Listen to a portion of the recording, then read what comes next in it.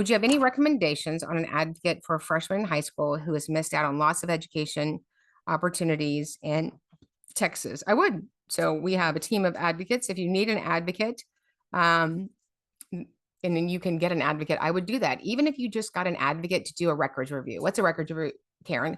So we get opening documents from our clients, which are the last 3 years records, IEP documents, progress reports, any important emails, any dojos or text messages back and forth, any evaluations, inside, outside, those sorts of things.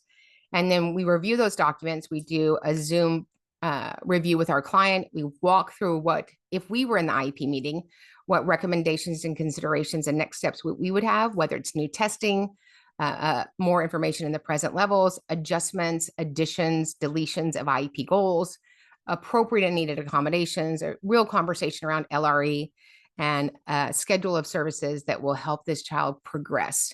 And so often that's all parents need to get a better purview.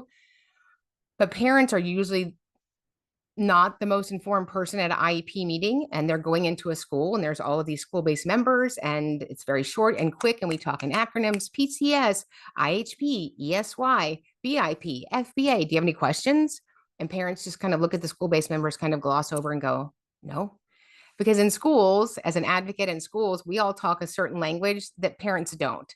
And so I think it's a really good way to sort of dip into getting an advocate just to make sure that the IEP is correct for their child. Somebody always asks, when's a good time to get an advocate? When you have a child with a disability, right? If you were selling your house, if I was selling my house and I said, hey, you guys, I got a realtor, nobody would go, oh, why'd you get a realtor to sell your house? You know why? Because that's not what I do for a living. So when you get an advocate, it's somebody that does that for a living and they look at IEPs and understand what is right and good and needs to be adjusted so that the student makes progress. And so highly recommend that if you can get a records review for just your documents to see if we're all headed in the right place, do that. And you can get our access to our team by just emailing us at advocate@specialeducationacademy.com.